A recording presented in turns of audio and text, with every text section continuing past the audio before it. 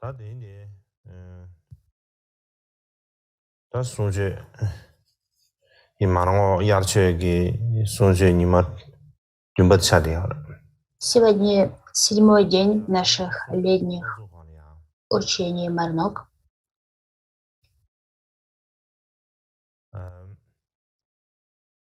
다 tinsa 아주 다지 더 벽이 벽랑 좀 쓰위네 아래 안다는 신기야 Перед 스트레스 тем, как я начну сегодняшнее учение,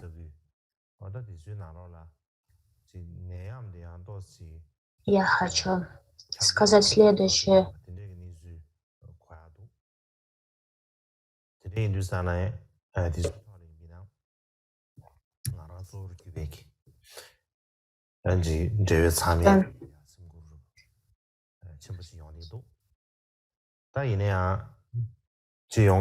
Сегодня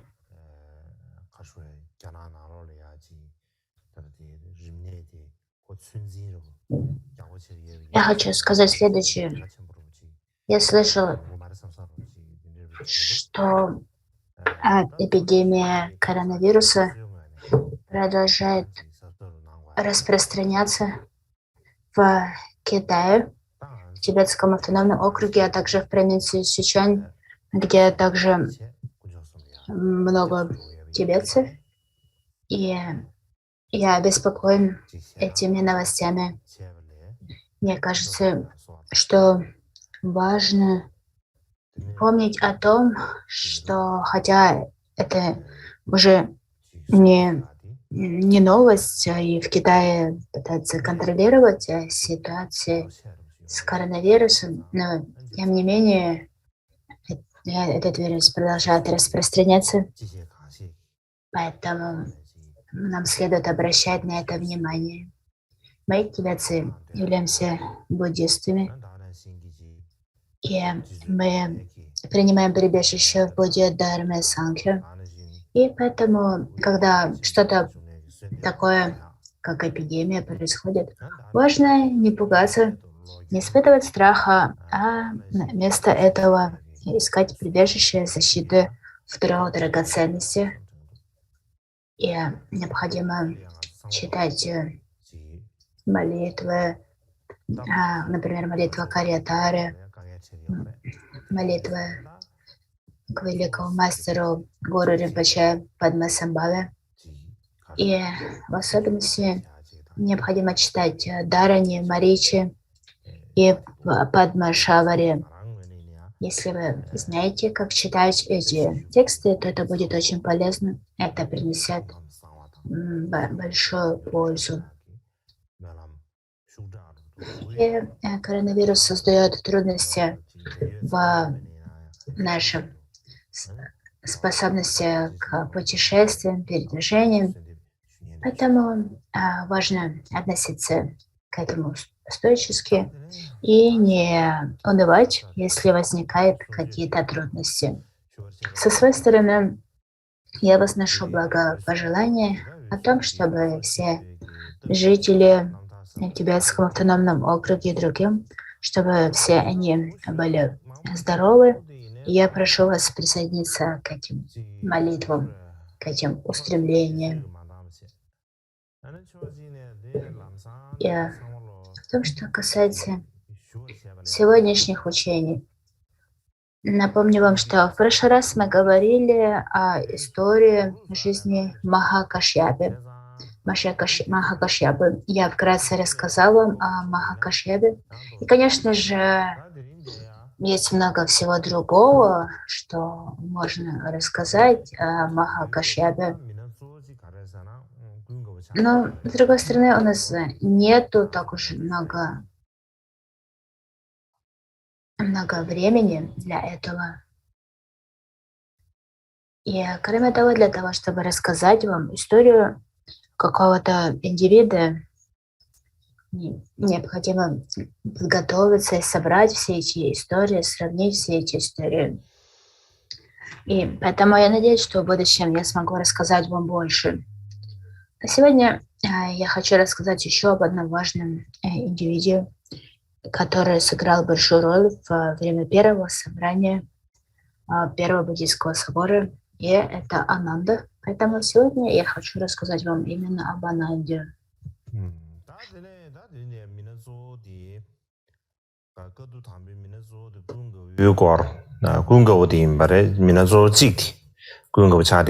Итак, сегодняшней главной темой будет жизнь Ананды. Именно о нем я хочу рассказать.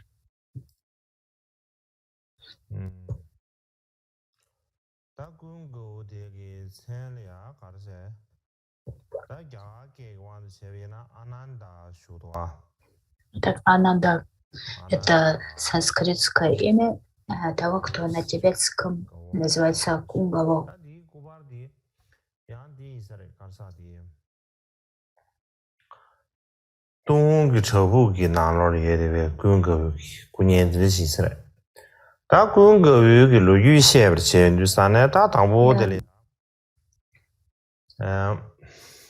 Ананда означает тот, кто исполнен радости, все исполненные радости, либо тот, кто доставляет совершенную радость другим.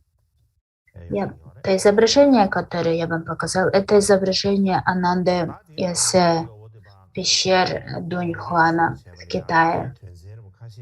Перед тем, как будем говорить об истории жизни Ананды, важно отметить, что у Будды было много различных учеников, но среди не всех Ананда выделялся, был особенным в силу ряда причин, ряда качеств, которыми он обладал.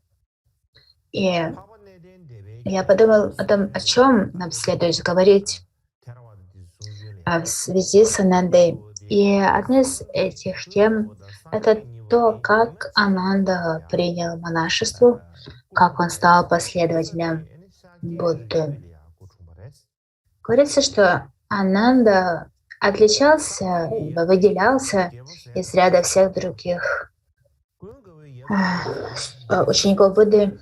И одна из причин – это то, что, по крайней мере, в традиции Тхеравады, палийской традиции, говорится, что Ананда и Будда родились в один и тот же день в клане Шакьев. Отца Ананды звали Амритадана, а отца Будды звали Шуддадана. И Амритадана и Шуддадана, отцы Ананды и Будды, были братьями.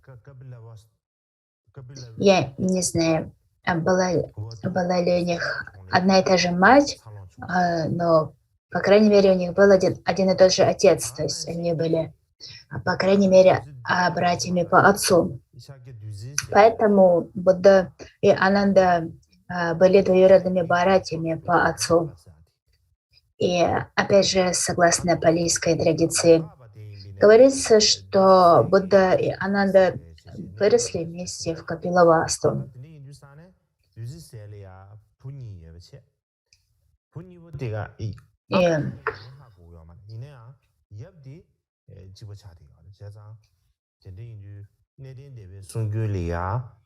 Говорится, что отец Ананды, Амритадана, был также отцом Анирудды, Архата Анирудды. Это архат, который известен как тот, кто имел то, что называется божественное око, реализацию архата под названием божественное око. И я не знаю, было ли Ананда и Анирудда полными братьями, либо лишь братьями по отцу, либо по матери. Говорится, что у Будды было 8 величайших учеников, и среди них Анирудда был тем, кто обладал божественным оком.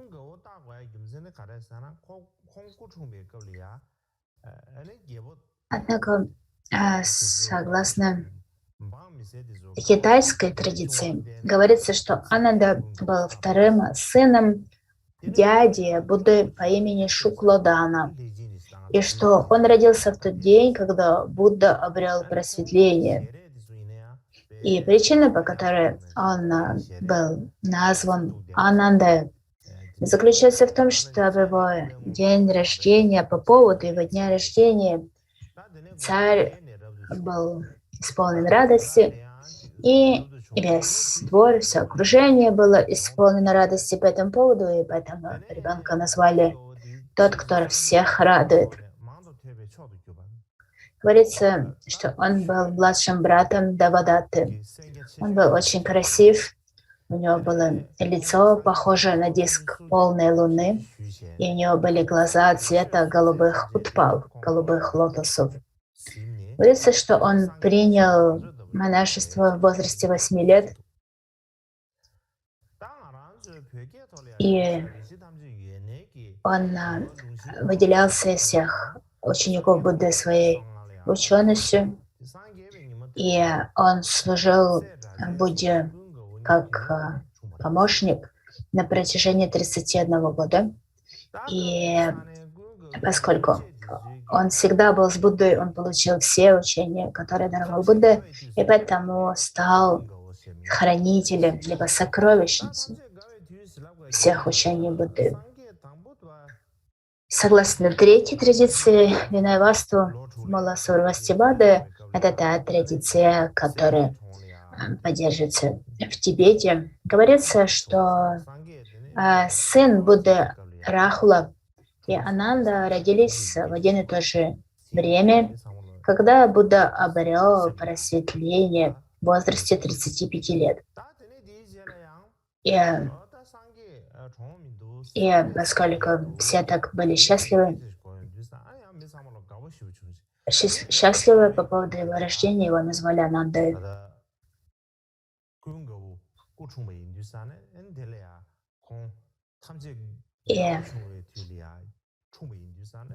И когда это, как вы помните, Будда практиковал аскезу на протяжении 6 лет до того, как достиг просветления, и во время этой практики аскезы распространялись слухи о том, что Будда умер. И когда Будда достиг просветления, то все очень обрадовались узнать, что он просветлен и не умер. И в этот день родился Ананда, и именно поэтому его назвали «Радость для всех». И говорится, что через 6 лет после того, как Будда обрел просветление, он вернулся в Капилавасту. И тогда он был тем, кто... И тогда Ананда стал монахом. И тем, кто даровал им обеты, был Дашабала Кашьяпа. И важно понять, был ли этот Дашабала Кашьяпа тем же человеком, что и Маха Кашьяпа, о котором мы с вами говорили. Мы не знаем этого точно. И говорится, что Ананда стал помощником Будды, когда Будде исполнилось 60 лет, и он служил Будде 20 лет до того момента, когда Будда ушел в паринирвану в возрасте 80 лет. И таким образом Будда был старшим двоюродным братом Ананды. И сейчас я хочу показать вам изображение семейной линии Шакья. Поскольку если я буду просто говорить об этом, вам, возможно, будет трудно воспринять это на слух. Эта линия, либо семья Шакьи описывается по-разному в различных источниках, сутрах и шастрах. К примеру, в VI веке, еще до того, как буддизм распространился в Тибете, он уже был распространен в Китае. И в то время в Китае учил индийский мастер по имени Гняна Гупта. И он перевел на китайский язык палийскую сутру, которая называлась Агания Сутта. И в ней говорится, что у царя Шакья в племени Симха-хану было 5 детей: Шудадана, Шукладана, Дранадана, Амритадана и Амрита.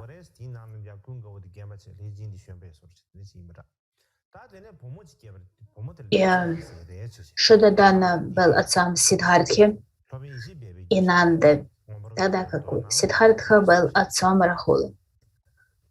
Шукладана был отцом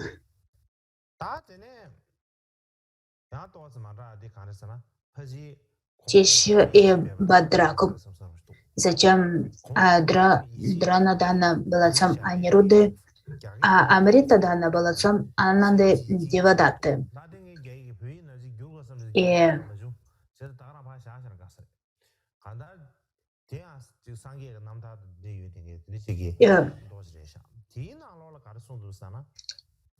есть еще другое объяснение другой сутры, которая называется Абисакрамана сутра, которая, похоже, была переведена на китайский тем же индийским мастером Гнянагуптой.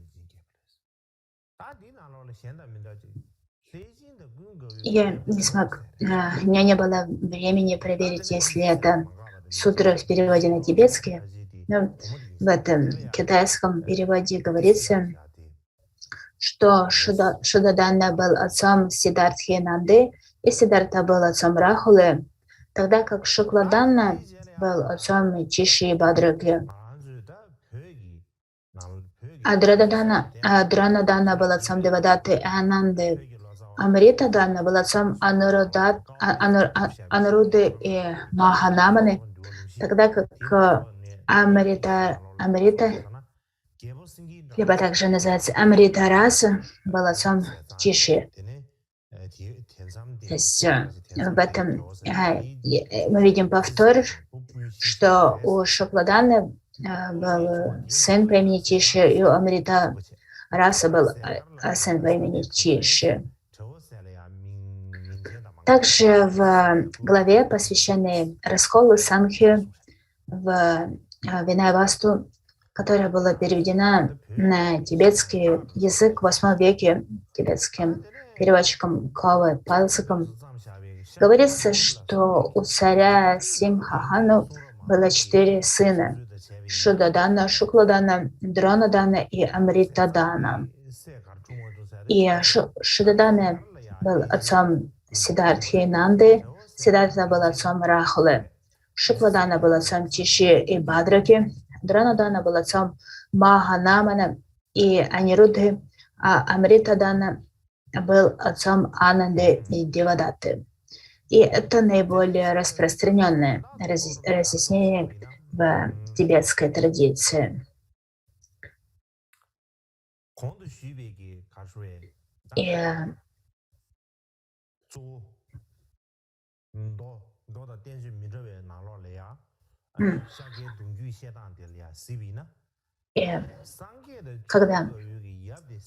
И причина, по которой мы исследуем этот вопрос,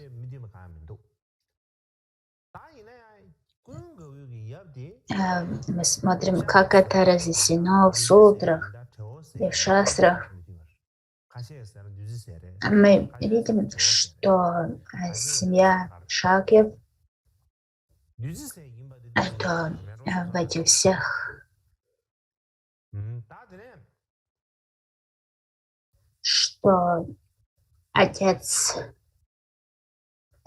Сиддхартхи и Нанды был Шудадана, и что Сиддхартха был отцом Рахулы. Однако был ли отцом Ананды и Девадаты Шукладана или нет, есть определенные разногласия, различия. И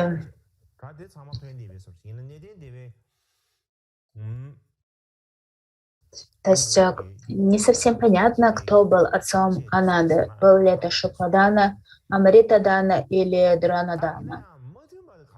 И за исключением традиции Тхеравады, палийской традиции, все источники говорят, что у Девадатты и Ананды был один отец, но есть различия в том, кто из них был старше, а кто младше. Однако в традиции Тхеравады говорится, что братом Ананды был Айнируда и Девадатта. То есть у него было два брата, Айнируда и Девадатта. И непонятно, опять же, кто из них был старше, а кто младше. И важно знать, что есть различные традиции объяснения семейной линии Шакьев. И обычно мы даже не обращаем внимания на это в тибетской традиции, поскольку мы не знаем, что об этом говорят другие традиции. Именно поэтому я решил вам рассказать о том, что об этом говорится в традиции Тхеравады и также в китайской традиции. И следующее, о чем я хочу говорить, это то, как Ананда практиковал дарму, а также то, как он служил Будде как помощник. Так, давайте рассмотрим это по порядку. Я уже немного рассказывал о том, как Ананда принял монашество. Так что давайте продолжим.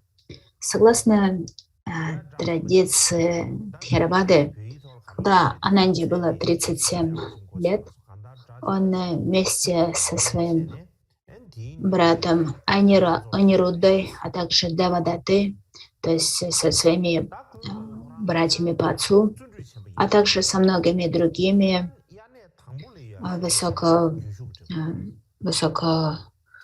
знатными членами семьи Шакьев приняли монашество.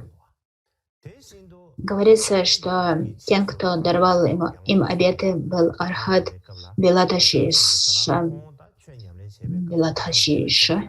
И говорится, что Ананда был очень старательный, очень дисциплинирован, и он обрел плод Шротапанны, того, кто вошел в поток, в тот же год, когда принял монашество во время первого летнего затворничества. И позже Ананда говорил Бхикшу, что когда он практиковал Мантанипутта, известный на санскрите как Пурна, очень помогал ему.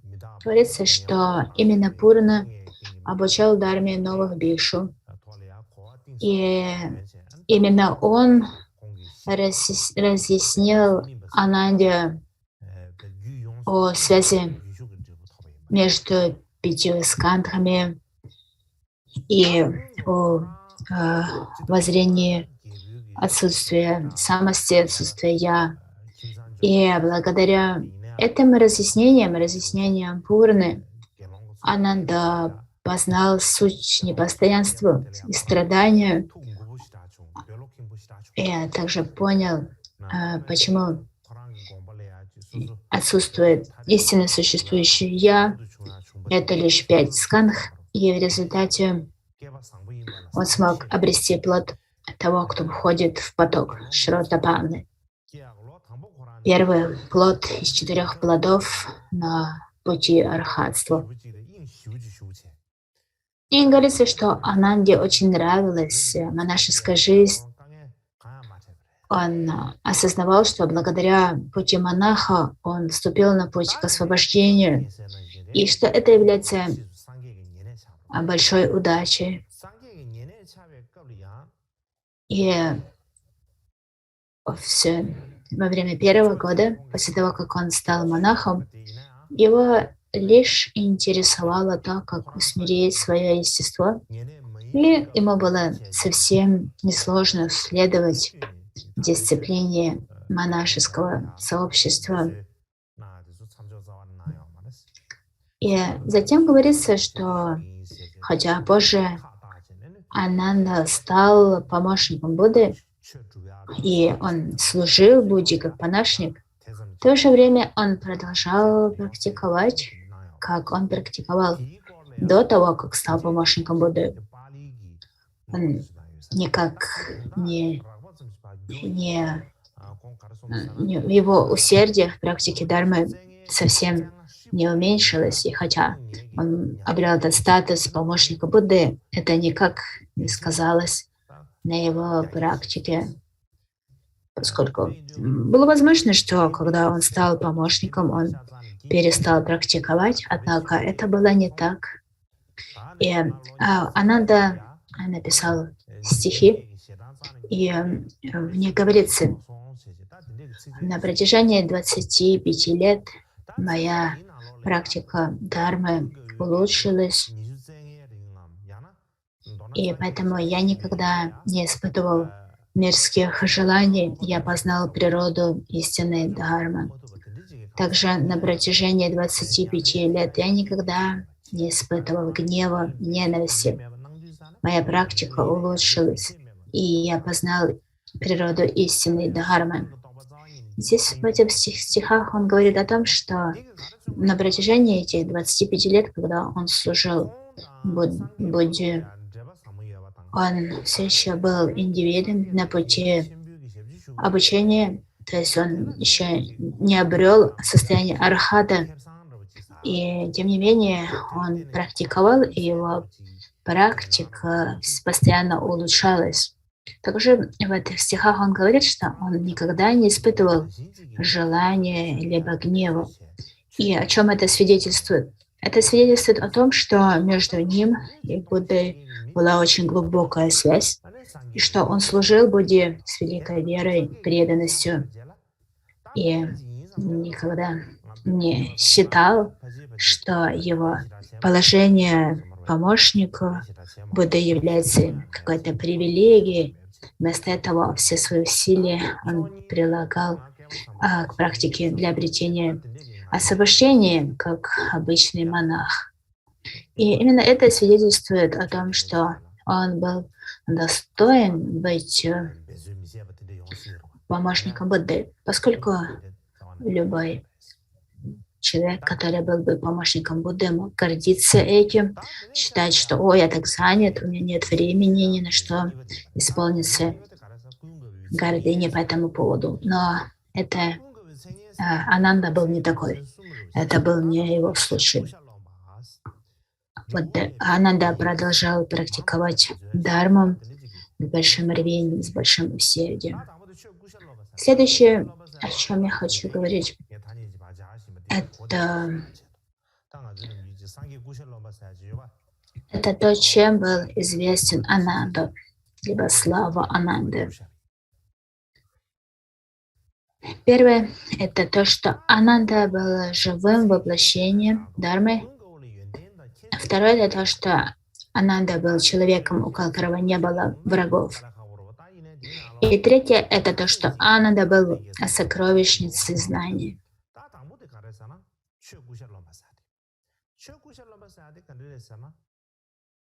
Так первое – это то, что Ананда был воплощением Дharмы. Обычно, как мы говорим, живым воплощением Дharмы. Это говорит о том, что у Ананды было много качеств, и будет сложно назвать все его качества. Однако это качество, что он был воплощением Дharмы, говорит о том, что у него был очень высокий уровень понимания Дharмы. И даже сам Будда говорил, что Ананда был как воплощение Дharмы, как Дharма воплоти. И это Будда сказал по поводу одного случая, когда ученик мирянин спросил Будду: после того, как я делаю простирание перед Буддой и Сангхой, как я могу сделать простирание перед Дharмой? Дело в том, что в то время еще не было текстов Дharмы. Как вы помните, Дharма еще не была записана. Это когда я простираюсь перед Буддой, я простираюсь перед вами Будды, перед Сангхой, перед монашеской Сангхой. Однако как я могу простираться перед...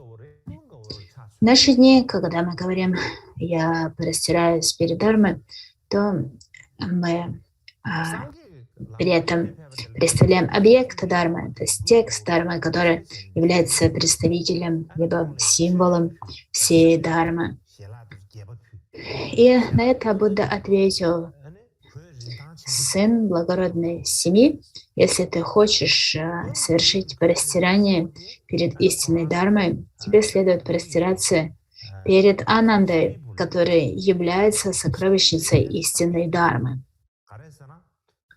И говорится, что после этого этот ученик-мирянин пригласил Ананду к себе и в это время подарил ему ценную ткань.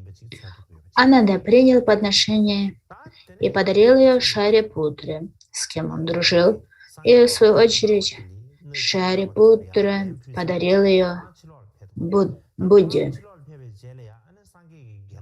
поскольку Будда был высшим полем заслуг. И так по этому поводу Будда сказал, что Ананда является живым воплощением Дharмы. Пропал звук. Итак,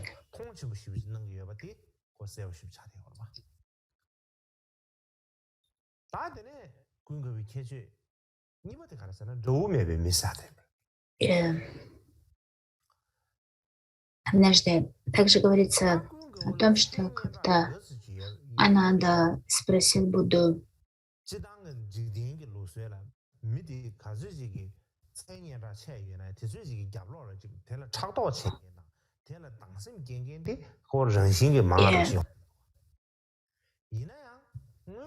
Будда ответил, и когда Ананда вышел, то Будда сказал, что Ананда, хотя он является тем, кто находится на пути обучения, он еще не архат, но тем не менее, если вы ищете кого-то, кто будет обладать больше мудростью, чем он, то такого человека будет трудно найти.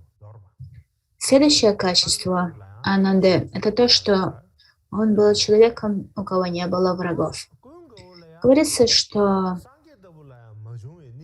у Ананды не было врагов.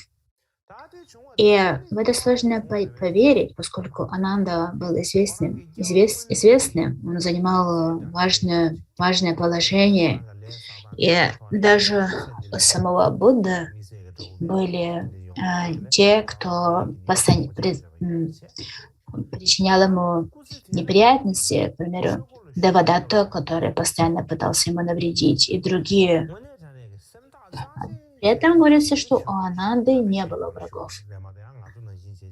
И это, возможно, связано с его предыдущей жизнью, с его поступками в прошлой жизни. Но в этой жизни у него не было врагов. И также говорится, что с того момента, как он вступил во врата Дharмы, у него было очень ясное намерение, его цель была совершенно ясна. Мы часто не обладаем такой ясностью. Мы вступаем во врата Дharмы, и затем мы не знаем, куда мы идем. Однако Ананда был совершенно уверен в том, к чему он стремится, и поэтому его положение помощника Будды не было причиной, по которой он чувствовал гордыню. либо надменность. И это лишь было возможно тому, что у него было истинное постижение дхармы. Благодаря этому у него не было гордыни. И обычно говорится, что у людей, кто свободен от гордыни, у них меньше врагов. Почему? Они скромны, и другие меньше завидуют им. И поэтому естественным образом у них меньше врагов, меньше соперников. Также, согласно традиции Тхеравады, Анирудда был братом Ананды по отцу, у него был один и тот же отец.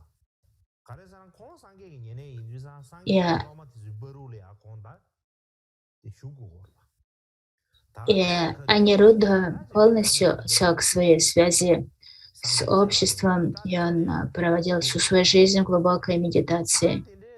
И поскольку Анирудда постоянно пребывал в уединении, естественно было то, что у него не было врагов. Однако ситуация Ананды была противоположной. Он постоянно был на виду. Он был тем, кто всегда был возле Будды. Те, кто был посредником между Буддой и монашеской Сангхи. И в Сангхи всегда были люди,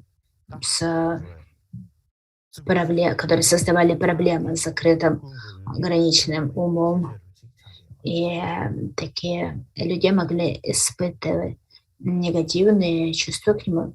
Однако то, что у Ананды не было врагов, было его особым качеством. Итак, и он был тем, кого все любили. У него не было врагов, и это его особое качество.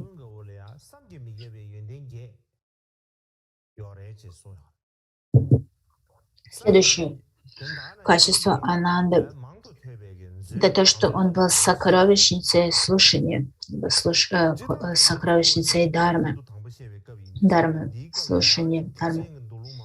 В сутре Махаяны под названием Махапаринирвана сутра говорится, что Будда говорит, что у Ананды 8 невообразимых качеств, и что он является сокровищницей слушания. И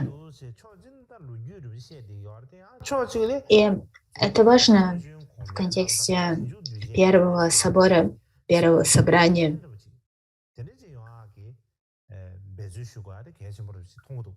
Почему? Потому что на первом собрании Ананда был тем, кто читал сутры, поскольку он помнил все эти сутры, и он был такой сокровищницей слушания, сокровищницей.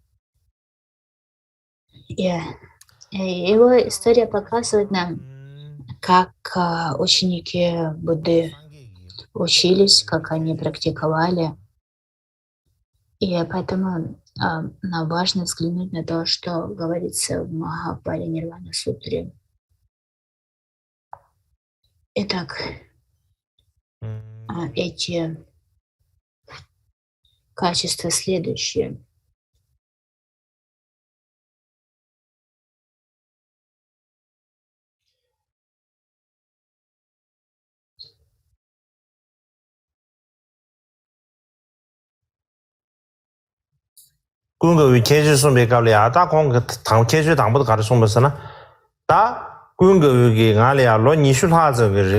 Первое, что Будда говорит в Махапаринирвана сутре, что хотя Ананда был моим помощником на протяжении 20 лет, он не следовал за мной как гость. То есть он говорит, он был моим помощником, но он не следовал за мной как гость. Это означает, что когда Будду куда-то приглашали, Ананда никогда не шел вместе с ним. Поскольку обычно, когда кого-то куда-то приглашают, то помощники также идут и при этом пытаются кого-то впечатлить. Однако, когда Будду куда-то приглашали, Ананда никогда не шел с ним. Второе, Будда говорит, что на протяжении всего времени, когда Ананда служил мне,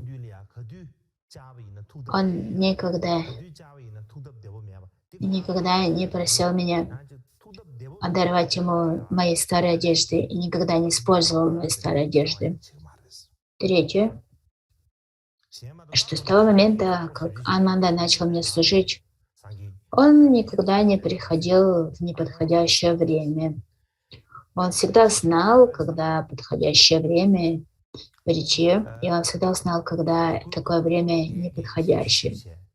И он никогда не приходил к Будде в неподходящее время.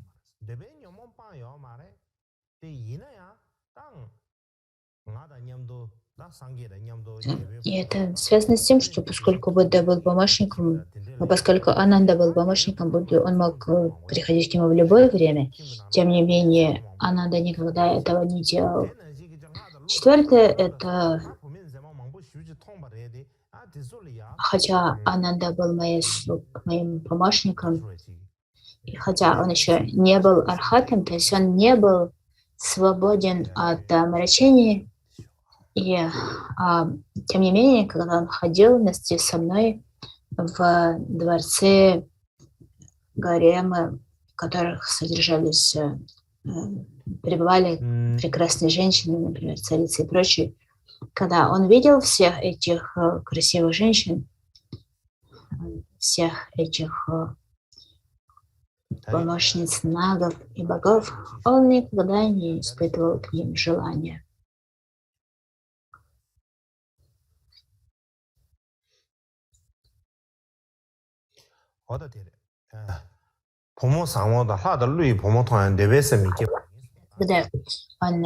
Хотя Ананда во время этих визитов видел красивых богинь, красивых служанок, богов и нагов, он никогда не испытывал желания обладать ими и испытывал к ним желание.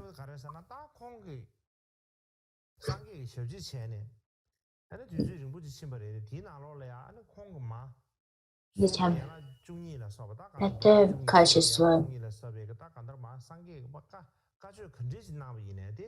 это то, что с тех пор, как он стал моим помощником, он выучил на память 12 классов сутры, которые я учил, услышав их лишь однажды.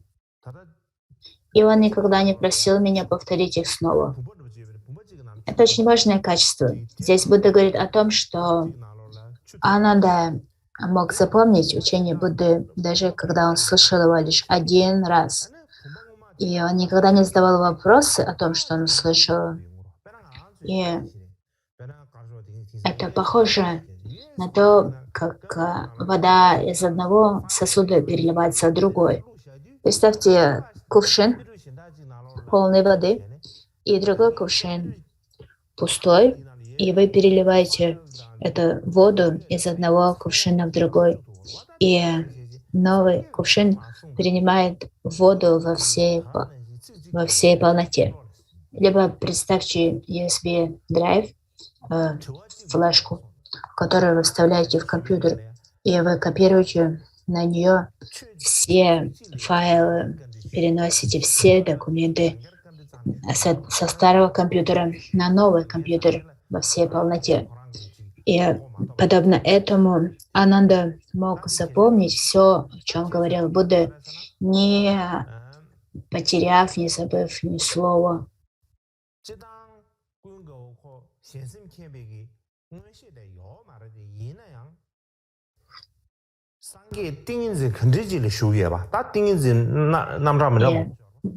Ананда помнил всю эту дарму, которую учил Будда на память.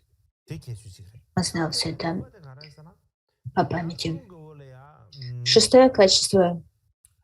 С того момента, как Ананда стал помощником Будды, хотя он не обладал мудростью видеть умы других, он точно знал, в каком виде самадхи пребывал Татагата.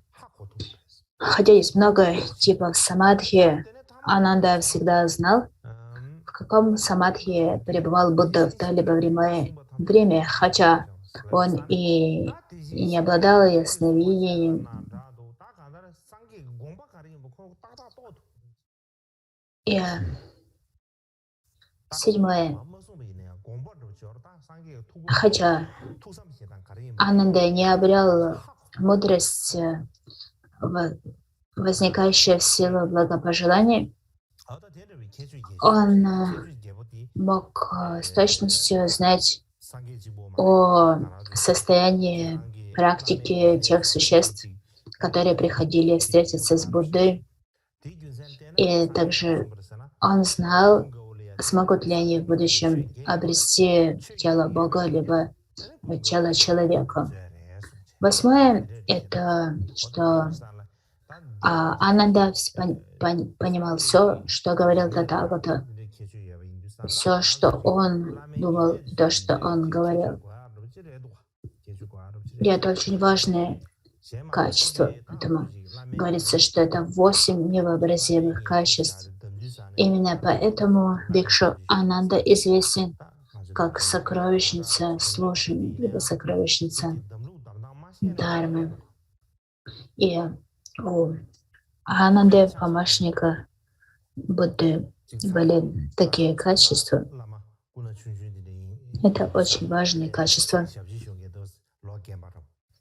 Очень сложно выбрать помощника для ламы. И мы стараемся выбрать хорошего помощника, но если мы не знаем, как выбирать, то такой выбор сделать очень сложно. К примеру, говорится, что когда лама маленький, ему нужен более старший наставник, кто обладает чистыми намерениями. И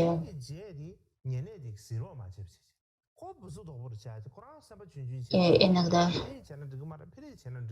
такие наставники, они закрыты ум, они ограничены.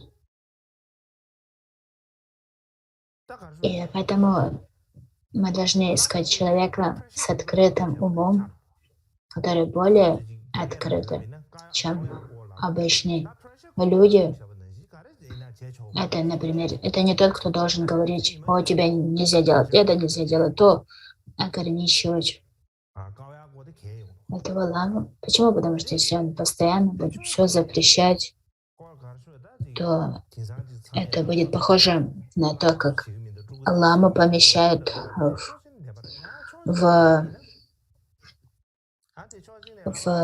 быстроварку, которая постоянно находится под давлением, и такая скороварка в какой-то момент просто взорвется. И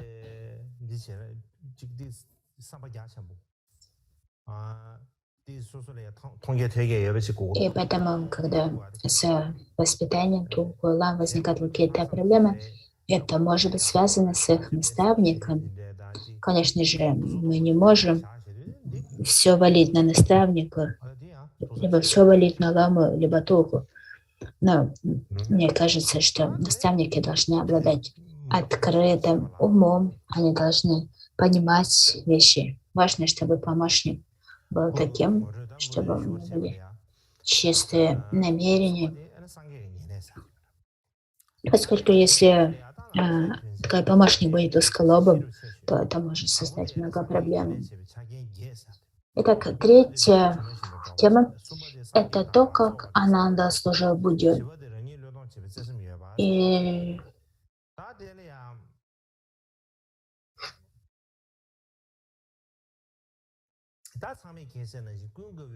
И я разделил эту часть на 4 части. Первое — это 8 условий. Второе — это следование за Буддой как тень. Третье — это связи с общественностью. И четвертое — это то, что Будда приносил себя жертву ради служения Будде. Итак, мы знаем, что Ананда был помощником Будды. И у Будды было много разных помощников. Однако среди них всех Будда наиболее восхвалял именно Ананду. И когда мы смотрим на то, что именно Ананда делал, когда служил Будде, то это трудно охарактеризовать одним либо двумя словами, поскольку Будда был не только помощником, либо слугой, он также был тем, что мы можем назвать секретарем, либо администратором. Он организовывал все дела Будды. То есть это тот, кто занимался различными аспектами. Он делал много разных видов деятельности. Обычно, когда мы говорим «помощник», то мы часто думаем, что это что-то как слуга, кто-то, кто занимает низшее положение. Однако, когда мы говорим, что Ананда был помощником Будды, это означает, что Ананда управлял всеми внутренними и внешними делами Будды. И он также даровал свое мнение, он как бы высказывал свое мнение о Будде, чистосердечное мнение. И это то, о чем у нас есть свидетельство. И Ананда был не только тем, кто мыл Будде стопы, помогал ему в повседневных делах, но не только это, конечно, Ананда делал все это, но кроме этого он обладал многими другими качествами, и благодаря которым он помогал Будде, как его личный секретарь, как его поверенный в делах, как посредник и многих других вещах. Также, согласно традиции Тхеравады, говорится, что Будда и Ананда родились в один день. И когда они достигли возраста примерно 52 лет, Будда собрал всех бикшу и сказал: уже 20 лет я управляю сангхой, в это время у меня было много помощников. Однако до сих пор у меня не было подходящего помощника, того, кто мог делать это должным образом. И сейчас мне уже 55 лет, и я не могу справляться сам. Мне нужен помощник, на кого я могу положиться, кому я могу доверять. И многие, кто присутствовал, говорили: я сделаю это, я буду таким помощником, либо указывали на других и говорили: он может сделать это. И ученики, такие как Шарипутра, Маудгаляна, они сказали: я буду помощником. Но Будда не согласился ни на одну кандидатуру. И тогда старшие бикшу высказали свои надежды, что таким помощником может стать Ананда. Почему? Потому что он был скромный, он умел думать, и это те качества, которые были важны для того, чтобы стать помощником Будды. Это говорит нам о том, что до того, как Ананда стал помощником Будды, у Будды было много разных помощников, но никто из них особо не выделялся. И разные бикши менялись в этой должности. Кто-то нес его одежды, кто-то носил его чаши для подаяния. Многие служили Будде таким образом. Но среди них не было никого, кто бы служил ему должным образом. Самое важное то, что они не слушали его с должным вниманием. Был один из таких помощников, кого звали Нага Самала. И говорится, что Нага Самала служил Будде, и они шли по дороге и пришли на перекресток, на пересечение дорог.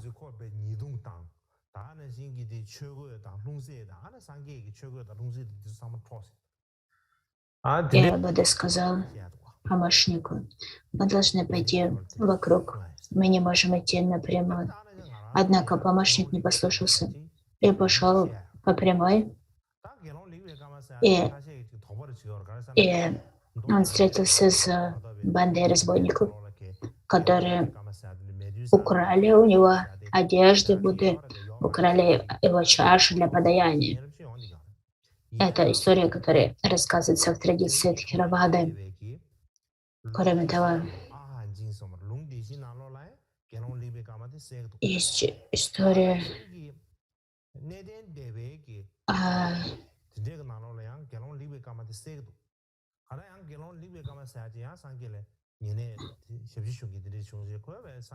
бикшу, которого звали Лекпе Карма. И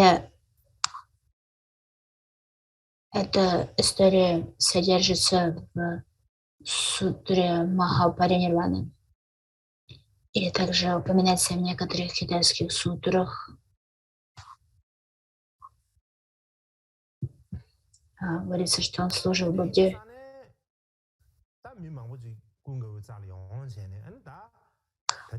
Пропал звук.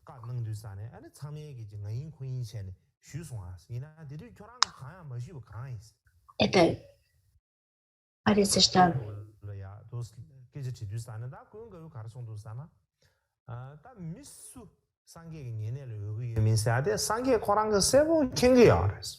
итак, этот помощник Лекпе Карма Шуна Ракшиты,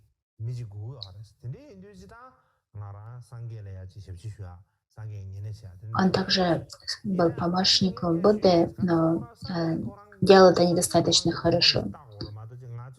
Итак, когда было это собрание, и Будда спросил, кто будет помощником, все высказывали свое мнение, но Ананда молчал, и тогда Будда спросил. Будда спросила, почему ты ничего не говоришь?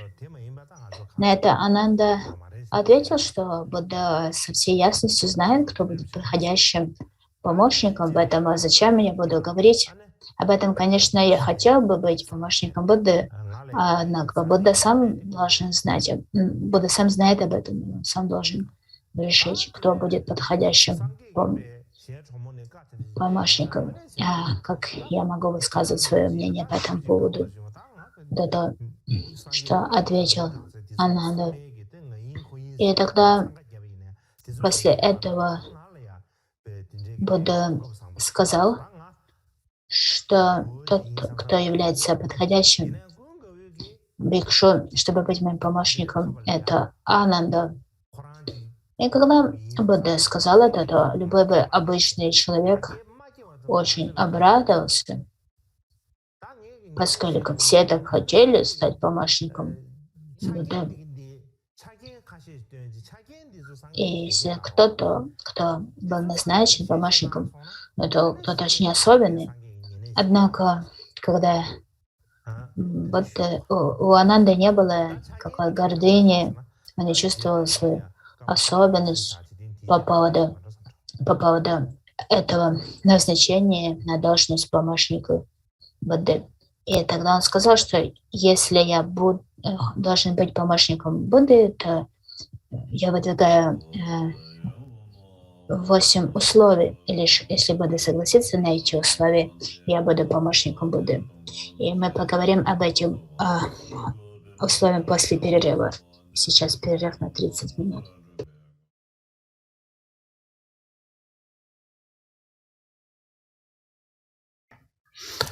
그래서 다들 파바네린 데베 루다 쳬비나 그런 거래야 드네 결혼남기 상계 년에 저렇지 슈두산에 하는 그런 거기 년에 쳬발이야 차견세는 다도 저와로 게 Продолжим.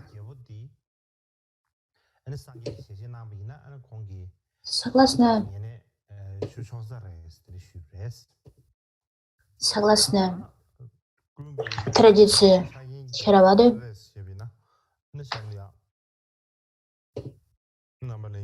Будда предложил монахам стать его помощником. Но он выдвинул 8 условий для того, чтобы стать помощником Будды. И эти 8 условий — это то, о чем я хочу говорить следующим.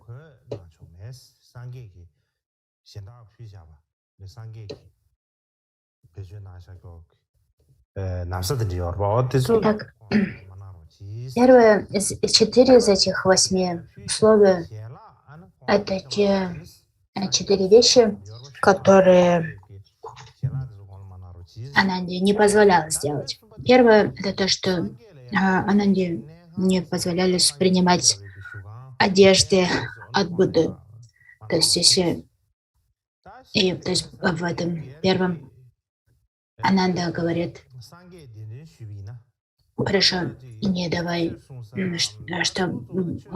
Ананда говорит, что Будда не может говорить ему, не может давать ему свои старые одежды. Второе — это то, что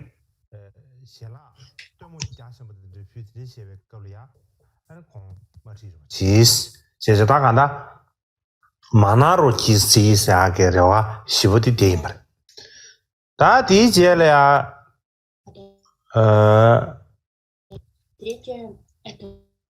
낭초베기 차진 낭초 나로 지슈 для ночлега Ананда не может пребывать в том же месте. И четвертое, если Будду куда-то приглашает, то, например, для того, чтобы учить там дхарму, либо чтобы принять подношение, то Ананда не может идти вместе с Буддой. Следующие 4 — это то, что Ананда говорит, те вещи, которые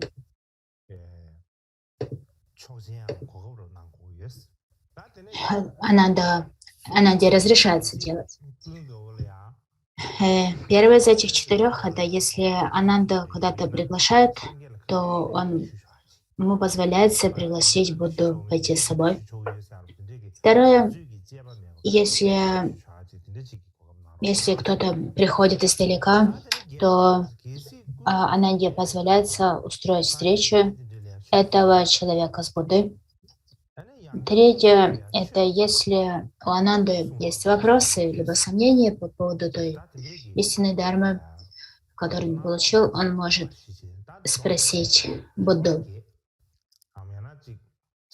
И последнее, 4, это если Будда дарует учение, когда Ананда не присутствует, то он должен повторить это учение дхармы Ананде. Для Ананды это были те 8 условий, которые Ананда выдвинул для того, чтобы стать помощником Будды. И мне кажется, нам следует задуматься,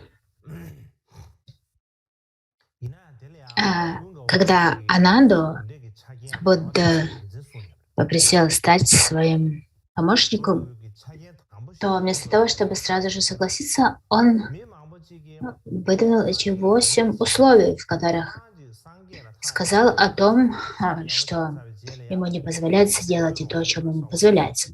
И это может быть воспринято как что-то, как невежливый шаг. Однако Ананда сказал, что у него были причины для того, чтобы выдвинуть эти 8 условий. А причина для первых 4 условий заключается в том, что некоторые люди могли думать и говорить, что он стал помощником Будды для того, чтобы получать разные подношения, одежду, еду и прочее. Именно поэтому он попросил об этих первых 4 условиях. Что касается второй группы 4,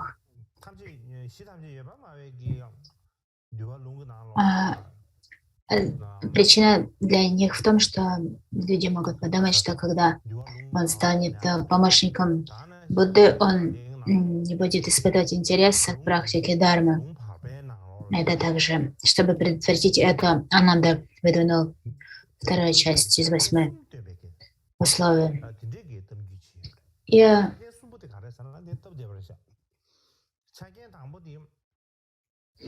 И согласно традиции Тхеравады, говорится, кроме того, в учениях средней длины, в китайской традиции, говорится, что у Ананды были 3 типа условий. Первое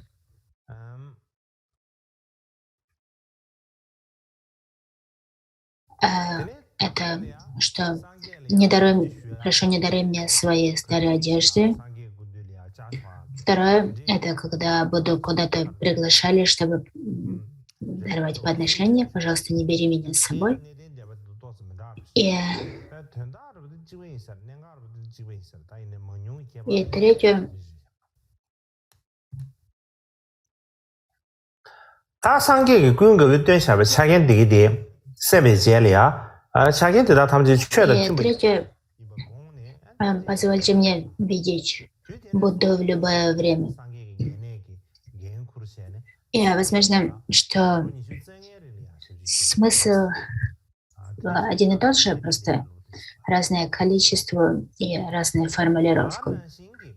В любом случае, когда Будда услышал эти условия, которые выдвинул Ананда, то Будда согласился, поскольку он посчитал, что они соответствуют Дharме. И тогда Ананда стал помощником Будды и служил ему на протяжении 25 лет в соответствии с традицией Тхеравады.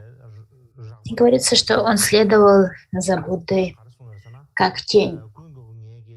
В палийском каноне есть текст под названием Терагата, станзы старейшин, стихи старейшин. И в них есть 3 стиха, которые приписываются Ананде. В них он говорит о том, как он служил Будде. Он говорит: я служил Будде 25 лет, и в то время, когда я служил ему, я был исполнен почтения и любящего намерения, а также такое же отношение поддерживал в своих поступках тела и речи.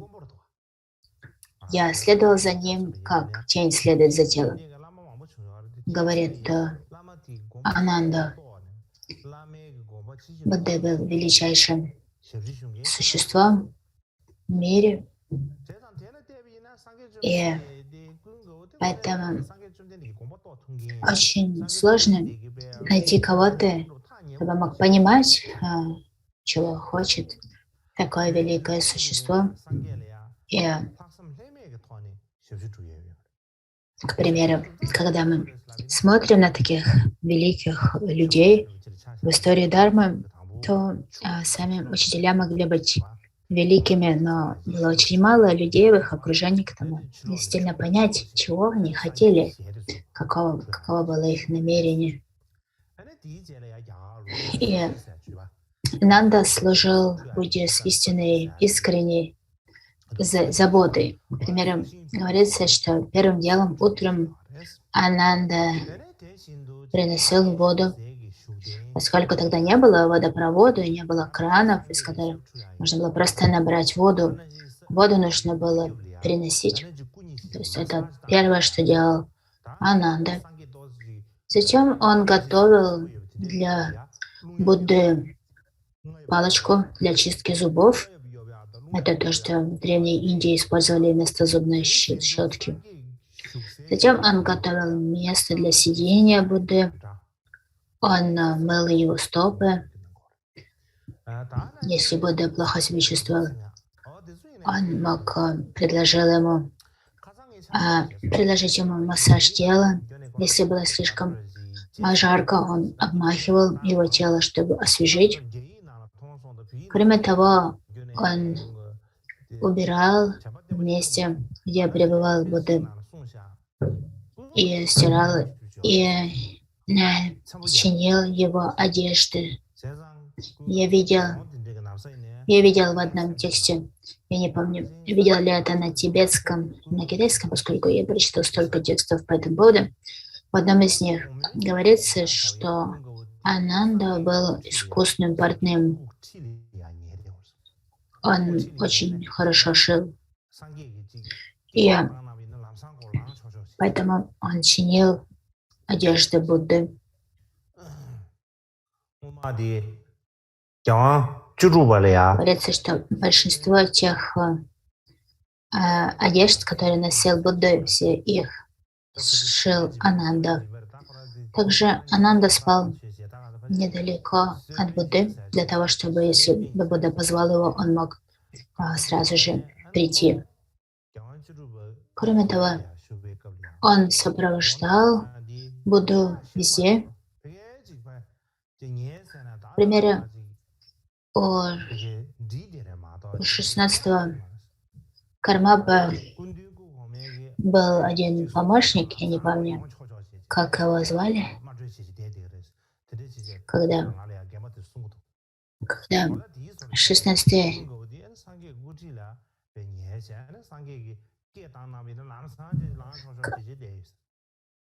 Кармапа ложился отдохнуть, то этот помощник никогда не снимал одежды, он даже никогда не распускал свой пояс для внешних одежд, для того, чтобы мог прийти, как только Карма позвал его. Также Ананда, он всегда был готов сразу же прийти по зову Будды. Кроме того, Ананда организовывал все встречи Сангхи, то есть когда Будда собирал Сангху, именно практически аспектом этих сборов занимался Ананда. Он делал объявление о сборе Сангхи. Если Будда шел куда-то, то он всегда следил для того, чтобы Будда ничего не оставил. И как говорится, что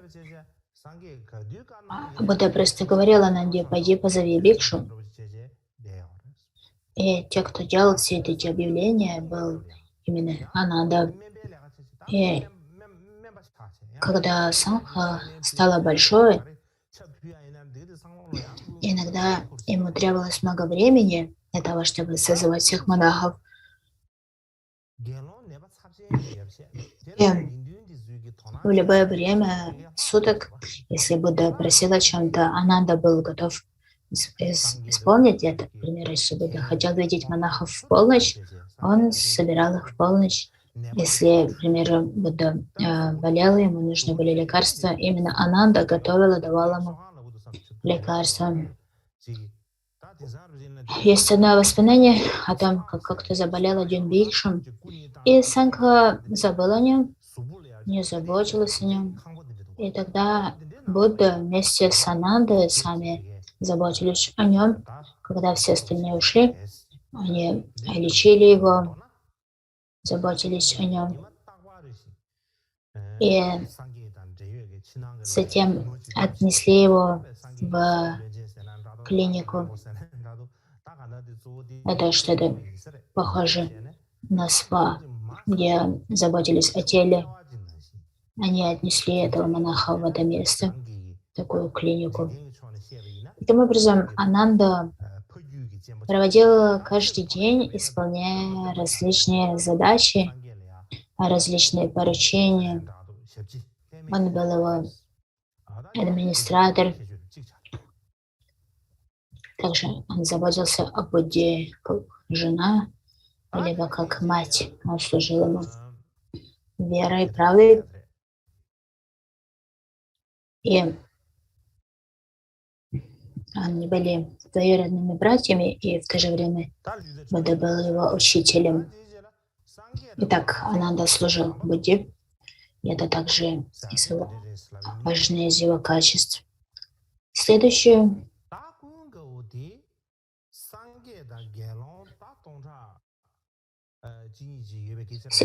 это то, как Ананда следовал за Буддой как тень. Следующее это как Ананда служил мостом в отношениях с монашеской сангхой.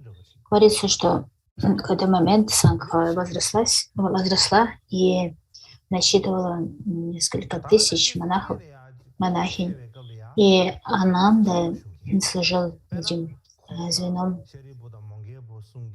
связи со всей сангхой.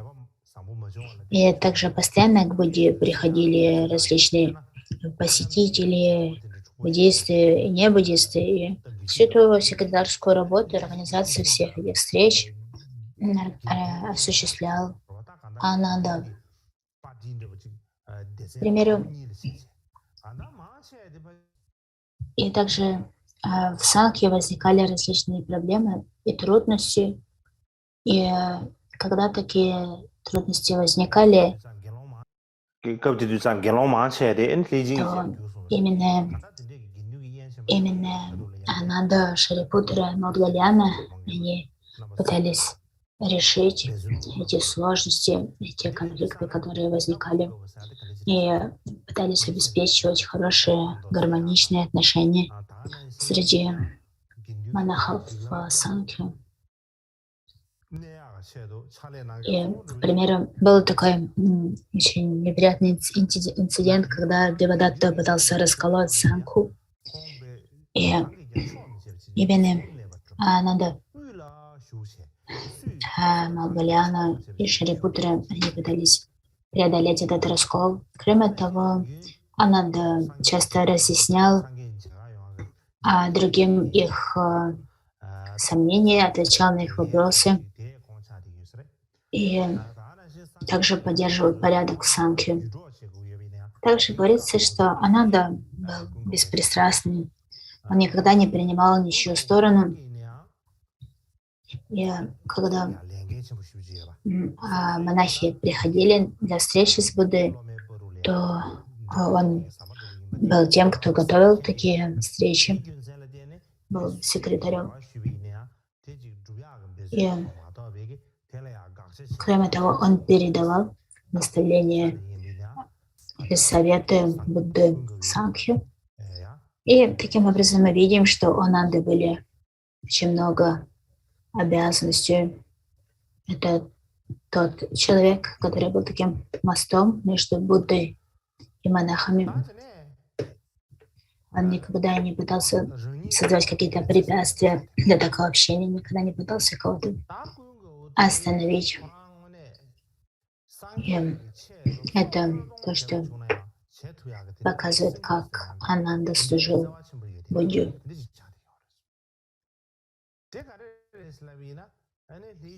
И следующее — это как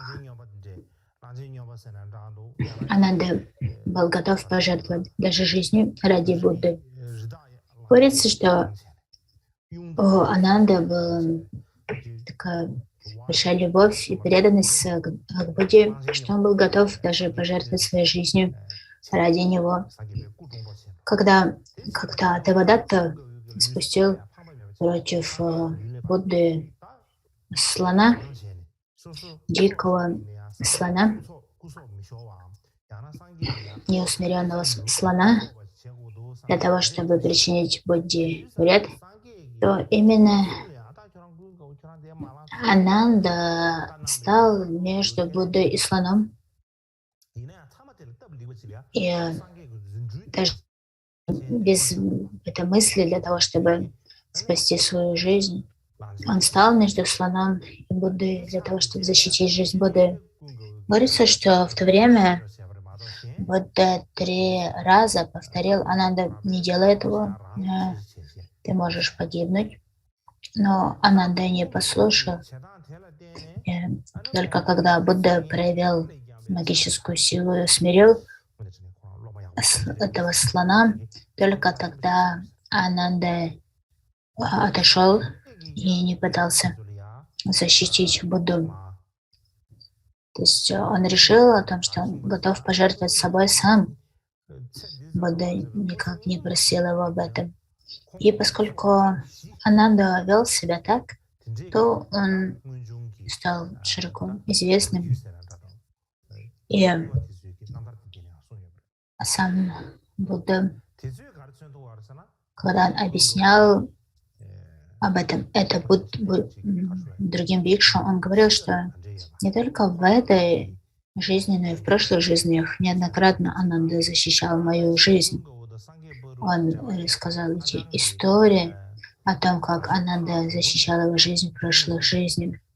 И это показывает нам, что между Буддой и Анандой поддерживалась эта очень сильная особая связь.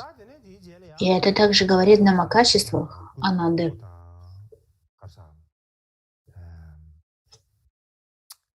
Это говорит нам о том, что эта связь Будды и Ананды, это не была связь одной жизни. Это была связь, которая поддерживалась на протяжении многих жизней. Следующее, о чем я хотел бы рассказать, это отношение Ананды к женщинам. Мне кажется, что вы, наверное, знаете об этом, что у Ананды была особая связь с женщинами. К примеру, когда женщины хотели получить разрешение для того, чтобы ставать монахинями, именно Ананда просил об этом Будду. Таким образом, он сыграл особую роль в деле создания сангхи монахинь. Кроме того, говорится, что Ананда был очень любящим и очень сострадательным, и поэтому он заботился о всех людях, не только монахах, но также и монахинях, а также о женских мирских практикующих. И это создало довольно много проблем для него. Но об этом я расскажу в следующий раз. Так что давайте на этом закончим. И поэтому, думаю, вы обрадуетесь, если мы раньше закончим. Сегодня давайте посвятим заслугу